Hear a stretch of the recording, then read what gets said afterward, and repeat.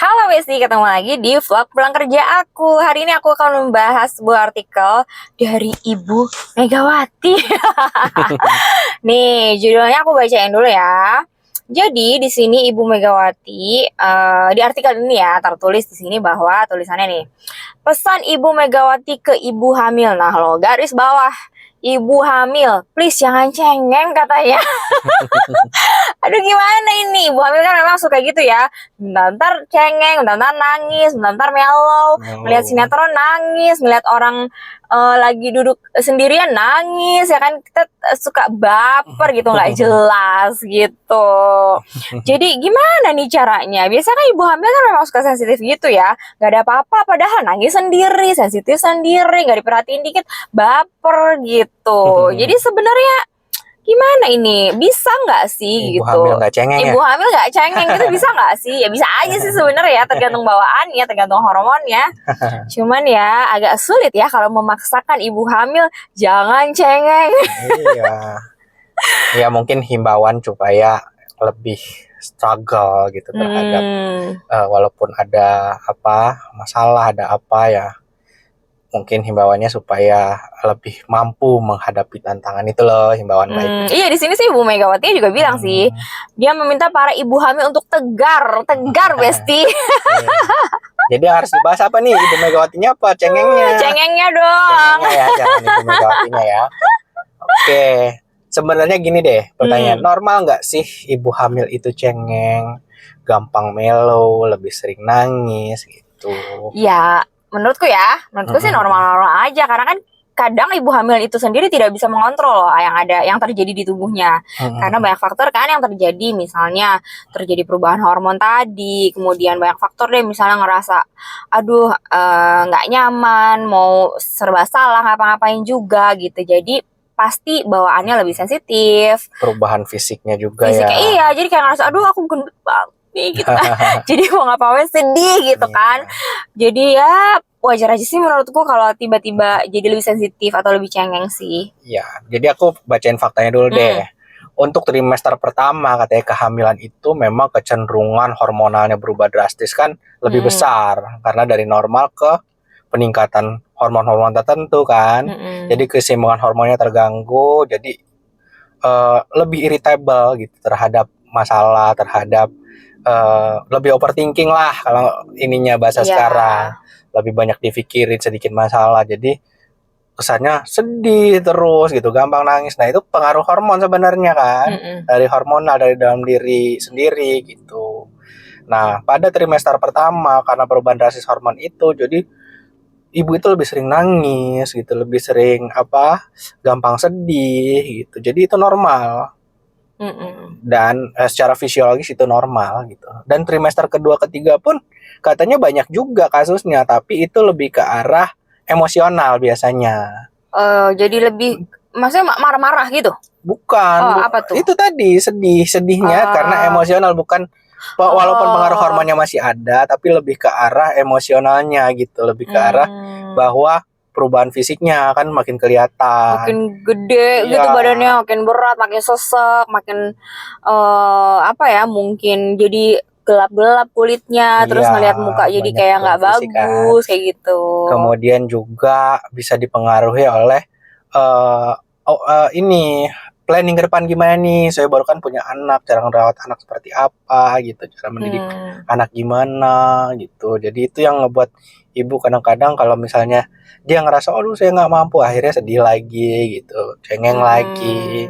Sensitif ya, apa-apa dipikirin jadinya kayak gitu. Karena dia kan nanti perubahannya ke depannya lagi kan berubah lagi hidup dia, cara hidupnya gimana kan, udah ada anak jelas berubah kan hidupnya gitu, apalagi untuk ibu yang pertama kali hamil gitu, jadi kan belum ada gambaran ke depannya seperti apa gitu, gimana merawat anak, jadi banyak lebih banget yang dipikirin. Ya lebih irritable dia, lebih ke arah emosinya gitu dibanding hormonnya tadi. Terus itu iya cara menghadapi nanti mau melahirkan kan tegang juga kan. Iya, Aduh stresnya takut berat, nih gitu kan. iya. Apalagi kalau baru pertama kali hamil kan. Aduh lahirannya sakit Gimana? nggak ya? Iya. Gimana nih? Rasanya kayak gimana ya? Kuat nggak ya? Kayak gitu-gitu kan jadi kepikiran. Nah, Makin itu. stres deh. Makin sensitif. Ya mungkin tadi pernyataan Ibu Megawati mungkin ke arah situ ya, bahwa kalau misalnya emosinya agak tidak stabil ya lebih tegarlah gitu, karena ya dia sebagai ibu udah melewati mungkin fase-fase seperti itu. Iya sih. Jadi bisa menasehati juga. Soalnya di sini juga Ibu Megawati mengatakan seperti ini nih. Saya berjanji pada diri saya ketika menikah. Saya sudah siap lahir batin tuh. Catat lahir batin. Suatu saat jika saya hamil dan ada orang lain di perut kita katanya tuh. Jadi memang harus strong, harus tegar gitu. Iya. Mau nggak mau jadi memang harus dipersiapkan mentalnya dulu sih dari awal sih sebelum hamil. Jadi kayak oh ya bisa gitu, dikuat-kuatin. Jadi setidaknya nanti kalau seandainya pun ada memang pengaruh hormon, jadi nggak separah itu ya nggak sih? Iya. Bisa dikontrol kan Tapi sebenarnya. memang kalau hormonal ya susah juga lah. Iya. Jadi lebih tricky juga. Jadi yang penting apa coba menyikapinya, terutama suaminya. Harus lebih ngerti. Tolong gitu. para suami ya harus lebih diperhatikan istrinya. Mungkin kalau dari Ibu Megawati ya nggak apa-apa itu karena sehat. Cuman suaminya jangan ikut-ikutan. Kamu nangis. Iya, kamu kan jangan cengeng. Kata Ibu Megawati nggak boleh cengeng, nggak bisa gitu Besti. Hei, kamu nanti diusir keluar rumah ya. Suaminya harus support. Cengeng ya ditenangin dengan baik, jangan dimarahin. Diajak jalan keluar, beli es krim kayak apa, kayak lihat pohon kayak di luar ya kan. Pokoknya diajak jalan kesedihannya atau itu dialihkan. ya, gitu. dibikin happy, dihibur. Sebenarnya menghibur pasangan tuh nggak seribet itu sebenarnya. Asalkan kamu tahu dia sukanya apa gitu. Nggak usah ribet-ribet, nggak usah dibeliin barang-barang yang mahal-mahal juga enggak. Asal dibeliin barang ya. Enggak. Sebenarnya diajak keluar pun misalnya, diajak keluar beli apa tuh es krim atau makan di mana di luar juga nggak ada masalah sih sebenarnya. Yang penting berdua sama pasangan gitu udah happy kan dia. Intinya pokoknya bikin happy aja, bikin moodnya bagus aja sih, nggak harus beliin barang-barang atau beliin yang mewah-mewah, nggak usah sih. Yang penting juga pasangan harus tahu bahwa ini perubahan emosinya dia semakin besar loh gitu, jadi harus mengerti, jangan malah nambah emosi lagi nanti dibikin emosi. Udah lagi begitu sensitif, nggak pulang-pulang lagi ya kan.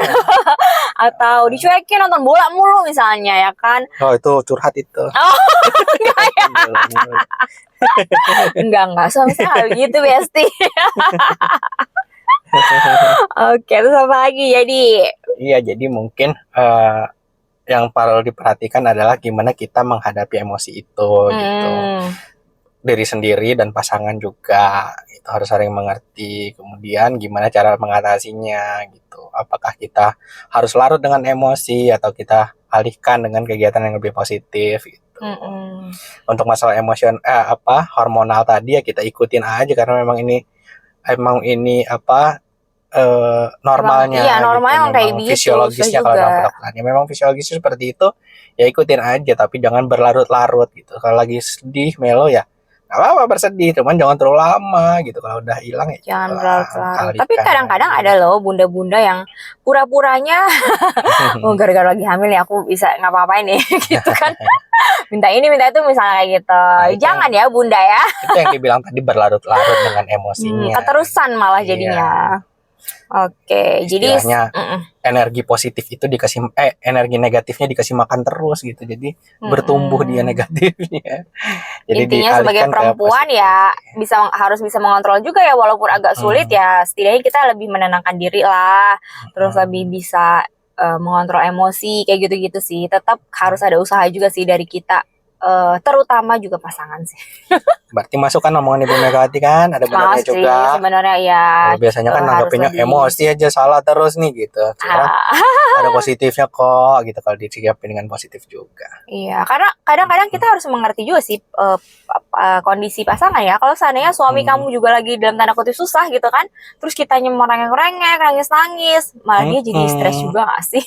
Gitu. Jadi sama-sama sih harus saling saling mengisi. Bukan saling mengisi, Pak. Apa ya? Saling mengerti. Mengontrol, Pak. Saling mengontrol emosinya, Pak. Ya maksudnya mengisi kalau suaminya lagi bad mood juga jangan Iya, maksudnya ditambahin kalau suaminya lagi bad mood, rasanya. lagi pusing banyak kerjaan, kitanya jangan yang dikit-dikit Iya. tangis, ngerengek-ngerengek, minta ini, minta itu gitu. Jangan dulu lihat ya situasi dulu gitu. Kalaupun lagi hormonnya lagi melonjak, lagi sedih, lagi mellow, ya jangan tunjukin benar di depan suami gitu. Kalau berusaha misalnya sebaik mungkin lah lihat dikontrol. kondisi pasangan ya. Kalau pasangannya lagi bad mood, Gitu. ngeliat kita kayak gitu, nanti ujung-ujungnya berantem. Iya, jangan ya. Oke, mudah-mudahan bermanfaat ya. Ini kita bahas Iya. artikel yang bahas ngalor ngidul aja sebenarnya. cukup menarik sih menurut aku ya. Thank you banget loh buat kalian yang udah join, udah nonton di YouTube aku. Kalau ada pertanyaan boleh kalian tulis ya di kolom komen. Sehat selalu. Bye.